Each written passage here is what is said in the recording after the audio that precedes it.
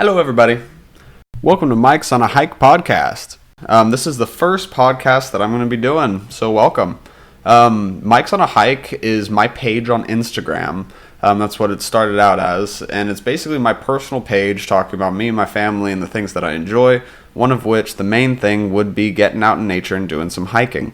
So I thought that it would be a great idea to start a podcast based around the things that I like to do in nature, some of my mindsets when it comes to life, and some of my interests as well. So that's kind of where I'm going to start out. Today, the first thing that I'm going to be talking about is going to be stress management. I am not a doctor. I am not a psychiatrist, a psychologist, a specialist, or anything of that nature.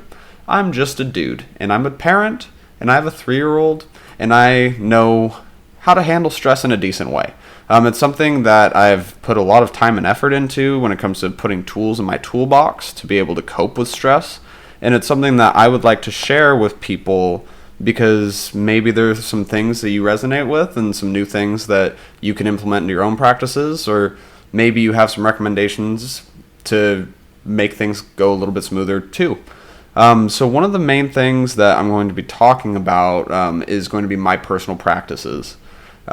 One of the main things that I focus on is breathing techniques, taking deep breaths.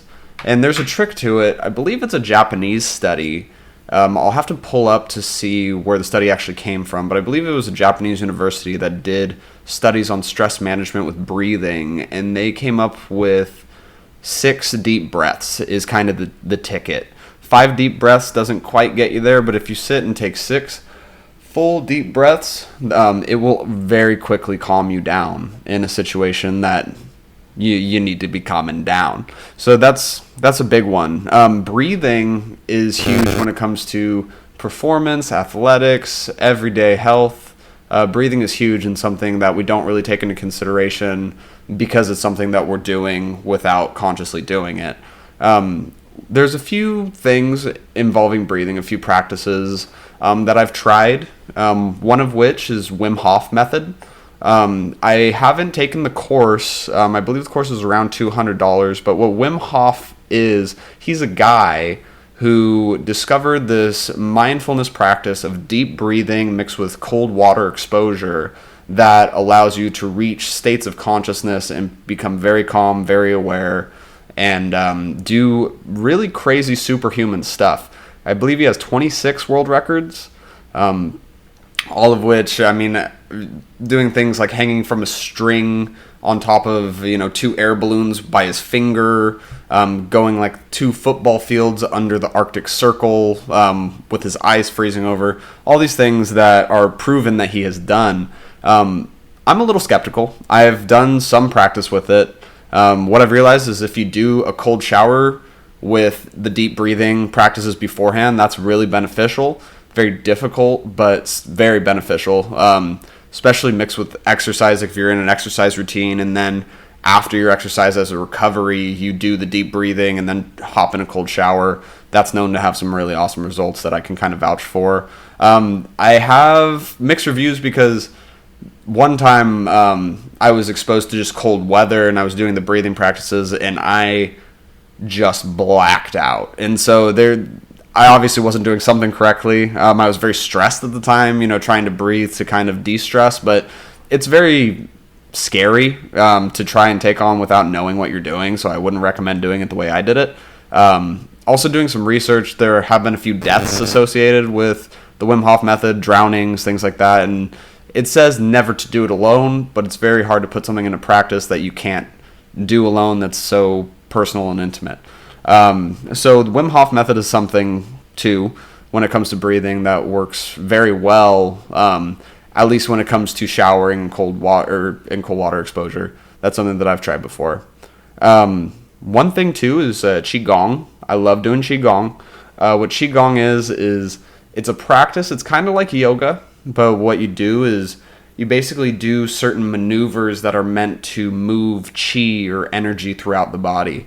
And I do a lot of kind of visualization associated with it when it comes to removing the negative energies and then kind of showering yourself with positive energies.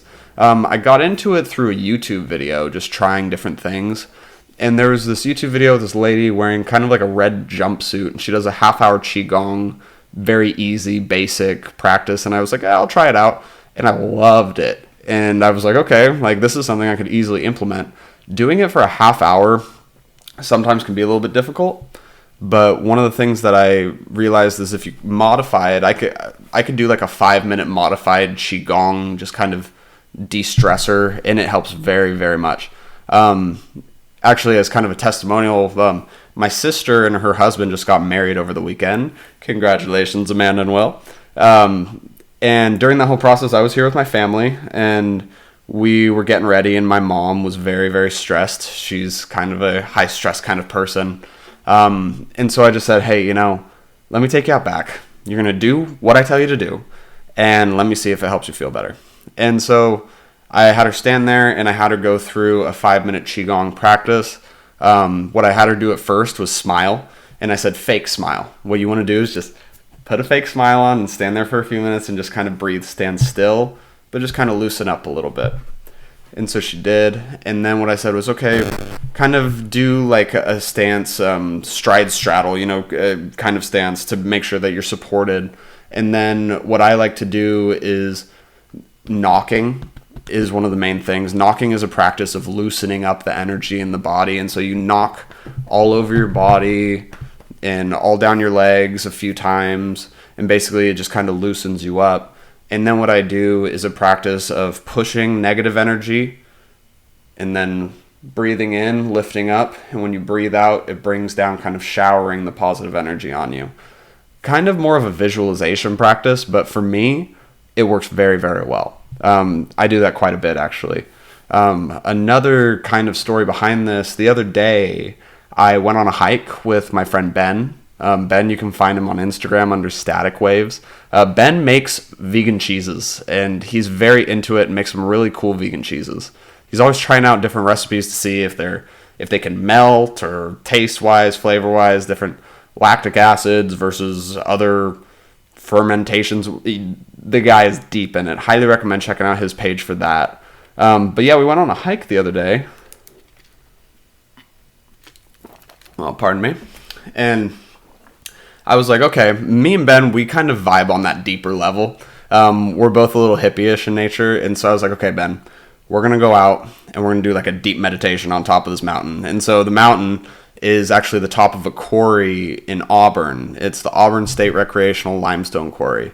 And so we hike out to where the quarry face is, where they've excavated out all this limestone. And you can look down onto the river, onto the highway on the other side. Beautiful, beautiful place. That's basically where I really started hiking, was on that trail. And so me and Ben were like, okay, let's go out there. I brought my Tibetan singing bowl. That's something I'll get into in a minute. And we were like, okay, let's do this deep meditation. And so on the way there, we're having this really exciting conversation about life and all this stuff. And we get to the top of this mountain and we're like, okay, let's sit and kind of ground ourselves and have this deep kind of meditation experience. And so I started with the singing bowl, striking it and whatnot. And I realized I really couldn't get into it. And I was realizing my energy wasn't really standing still. And I kind of categorize it in two ways. You either have the standing energy of a mountain or the flowing energy of a river. And I was going, am I a mountain or a river right now? And at that time, I was a river. So I was sitting there and I'm like, I can't get into it. I need to move a little bit. So I started doing the Qigong practices. And when I was doing the Qigong practices, it really allowed me to kind of loosen up my energy and really get into the zone. And so what I started feeling was the wind on top of this mountain wisping past me as I was like in this deep meditation state. Very deep, very cool thing.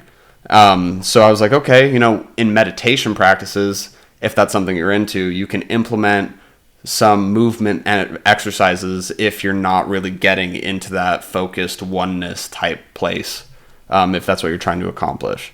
So Qigong, when it comes to moving energy, it's an awesome practice and I highly recommend it. So another thing is binaural beats. Binaural beats is something that a therapist actually recommended to me. And basically what it is when you have headphones on, and you can go on YouTube and look up binaural beat sounds, it's meant to help de-stress by sending two types of frequencies at your ears at the same time, and so your brain will try and match them and kind of meet them in the middle. So what it is let's say you're trying to calm down or you're trying to focus or whatnot, you can go and find a track that you have to play with headphones. If you listen to it from just monitor speakers, whatnot, it's not going to do the same thing. And basically it will help kind of put you into the state of calm. Now, I'm skeptical on it for the reason being, if you are hyper focused on something that is troubling you and you want to try and break away from that, binaural beats may not be the way to go, because I've noticed that some things it makes me hyper focus on more and just kind of zone into. But I would definitely recommend giving it a try. I use it a lot on my local trail, which is the Miners Ravine Trail in Roseville. It's a little trail that goes for just probably 3 miles or so. Very flat ground, but it's nice to have like a little kind of escape just 5 minutes away. But I'll put some binaural beats tracks on and kind of do like a walking, breathing meditation, and it really puts me into the zone when it comes to being in nature, even if it's just on a local trail in a neighborhood. I really do. So another thing is when it comes to the stresses that we put into the roles that we play in life. I was reading a book recently which was called A New Earth by ECKHART Tolle. And basically this book, it's very kind of metaphysical in a sense, talks a lot about basically what any deep meditation will kind of tell you. From the very get-go, it tells you this is not going to be an interesting book. This is just kind of the practices of everyday life, which it really is. It's not the most interesting book, but it's very profound in the sense of like, it has some really good stuff in it. If you don't kind of buy into everything that he talks about, you could kind of pick it apart very easily. So I recommend kind of everybody read it, because you may just pick up 1 or 2 things from it that you're like, wow, this is really relative to my life. One of the things that I really found from it was a section he wrote on roles that we play. And he basically talks about how serious we take ourselves in job roles, parenting roles, relationship roles, whatever it is. And I was like, wow, I do that quite a bit, especially with parenting. I want to be, the ideal father. And sometimes, and I do play a lot with my daughter. We're constantly active, constantly having fun, but sometimes I reflect on myself and put weight on myself saying, I don't want her to see me in this human light. And so I have to step back and say, I'm a dad, I'm the best dad that I can try and be, but at the same time, I'm a human, I'm not a robot, I get tired, I need to respect that and not stress out on the role that I play as a dad. Goes with customer service. If you go to a restaurant, you can see the dynamic of the high-pitched server. Today this is the specials that we have going on. And then you have the like kind of pissed off, irritated, entitled guest. Oh, okay. It's a common social dynamic that we fit into these roles. And I really kind of resonated with that in the book. And I was like, you know what? Me coming from a customer service sales background, I jumped right into that. And it killed a part of me, when it comes to faking myself in those types of disingenuous roles. And so I look at that and I say, that is pretty relative to kind of how people function. And we should look at ourselves a little bit more human. Yes, social roles are very important. You don't want to be disrespectful or out of line or anything like that. But we have to give ourselves some grace and say, we're just people. So roles, I would say, are very on and off. I would say reflect on your roles and see how it comes out. Another thing is when it comes to volunteering. There was a TED Talk that I listened to once, and it was about a woman who did a study on how the heart and stress works with volunteering, and how there was this interesting finding where you volunteer and you have the courage to give back in a selfless way. It allows your body to go into a state of high blood flow and proper heartbeats, and basically the opposite of negative stress. It's like the anti-stress. And so people who go into leadership roles or giving roles and these types of things, the reason why they do it and it has such positive health benefits is because you build up this courage that allows you to perform something and accomplish something that you wouldn't normally do, but in a way that really kind of pats your entire body on the back. I'm going to try and find that link and post it within this because I thought that was very interesting and it kind of resonated with me a bit. But volunteering, very important when it comes to, and in any sense of the way, just giving back. There actually is some science behind that it de-stresses. Exercise, just kind of like sleep, it's a no-brainer. But there's something that I realized through my own personal exercise that makes me go, yes, it's very, very important. I think of it like going 100 miles an hour down a freeway. And what I mean by that is if I'm going for a couple months on a vigorous exercise routine and then life happens, school or job or some other aspect of life kind of fills that. And if I stop exercising, even bringing it down from 100% to 25%, if not at all, basically what I notice is it's like I go through the windshield and hit the brakes. My body still needs that, but at the same time, I'm not doing it. So it'll find itself in stress. People refer to it as getting chased by the invisible tiger. We need to exercise in order to function properly and handle stress properly. So that's something that I recommend, obviously, to everybody is you got to exercise. Hiking, very easy. Try and find exercises that you enjoy. One of which I do what's called, I skateboard with what's called a hamboard. It's like a surfboard, and once you kind of learn how to use it, you'll never go back to a regular skateboard because your feet won't work the same. But even going a half an hour on my skateboard, looking, like a 12-year-old, just kind of riding around. But at the same time, it's a great exercise that I do, and if I'm not trying to lift weights or anything like that, or if I'm tired, I could just go cruising, and that's enough for the body to kind of de-stress. One of the most, actually the most important thing that I say when it comes to de-stressing, anxiety, depression, anything like that, if you're at a 1 and you're at the bottom of a staircase and you got to get 10 steps to the top and that's where you want to be and that's where you're focused on is getting up there, what you want to do is be able to go from step 1 to step 2. You can't go to step 10, but step 2 sucks. It's only one step higher than horrible. That is the most important thing that you can do. If it's just going on a walk and if you know it's not going to make you feel better, but it'll make you feel better than you are, do it. I mean, that's the most important thing, is going from step 1 to step 2, because then you can go from step 3, step 2, step 3, 4, 5, 6, all the way up. That's something that I think about every single day. If I'm in a horrible spot, and I'm like, I want to be at a 10, I'm not going to be at a 10 that day. It'll take me a while to get there. I just got to eat it and go to the very, very next minimal thing, because that's kind of how I function. So another no-brainer is caffeine. We all love caffeine. We all live on caffeine. So even if you drink tea at like 6 o'clock at night, you're not going to get good sleep. Caffeine is caffeine, and it has an effect on the body. It makes you stress out a little bit more than you would. So, I mean, drink your caffeine to function, but don't be guzzling down Bang energy drinks all day. I mean, it's not a good way to function, and it'll catch up with you even if at first you feel good. Also, alcohol has a lot of weird effects on the body. I can't drink much alcohol. I mean, I can, but I feel horrible afterwards. I'm not somebody who has this, this ability, this superhuman ability that people like my friend Eric are able to do. So alcohol, I have to limit it, but it does have some kind of funky effects when it comes to drinking a lot. And all these things I don't really need to tell you, but another thing would be weed. I'm a weed guy, not gonna lie. But what I've noticed is THC, weed, smoking bowls, it doesn't always have the same effect that you want it to when it comes to de-stressing.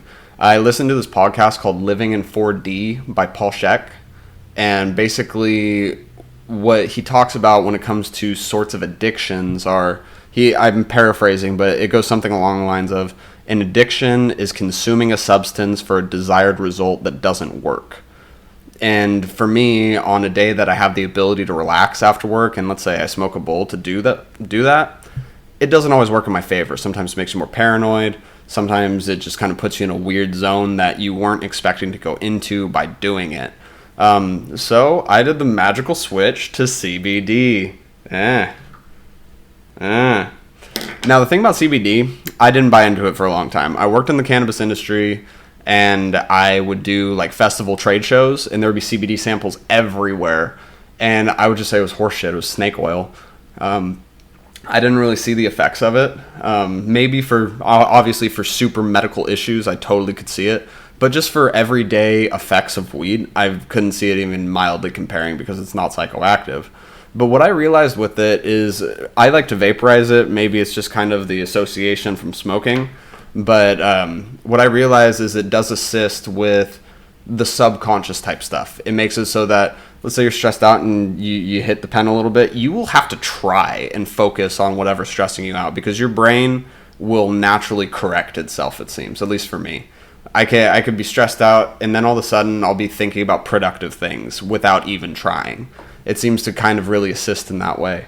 I realized too, if you hit the pen in the morning, it gives you more focused energy. If you hit it at night and you're naturally coming to a sleep point, it'll help you come to that sleep point. It doesn't really do much other than assist the body's natural functions, from what I've realized.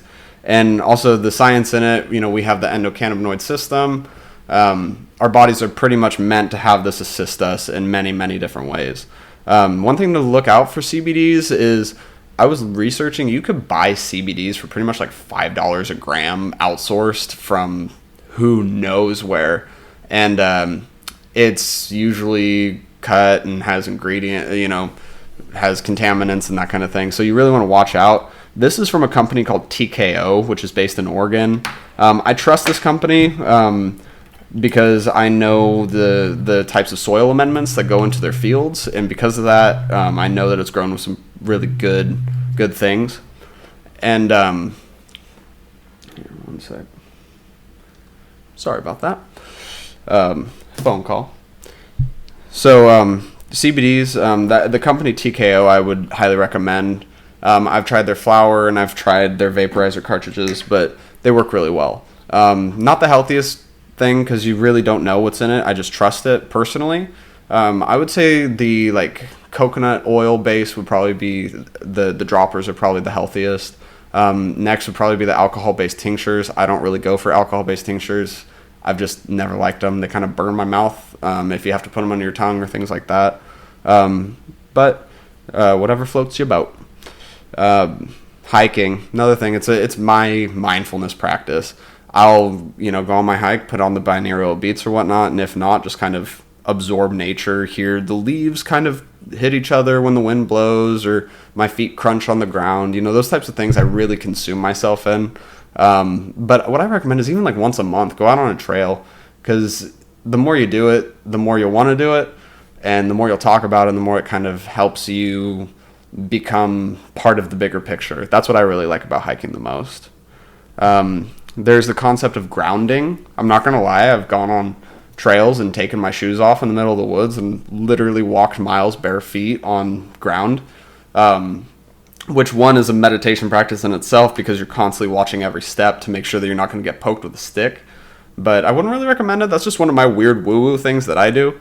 But grounding has shown in some studies to be able to resonate our body's frequency with the Earth's energy frequency, and then they resonate together and allow you to kind of ground yourself and calm yourself.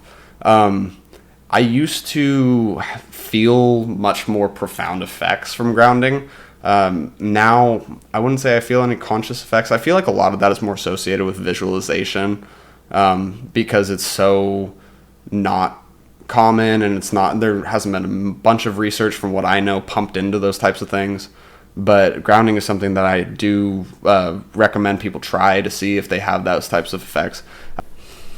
So that's basically my overview when it comes to stress management. For the time being, I'm probably going to follow up on this. If anybody has questions, feel free to shoot them at me, or correct me if I'm wrong, whatever it is. If you want to comment, please let me know your thoughts and if any of this stuff helps you. One of the things that I want to do within this podcast is at the end, there's a lot of knowledge post-meditation that I write down, some basically very pure thoughts that help me kind of function throughout the day. And one of the things, let me see if I can pull it up here.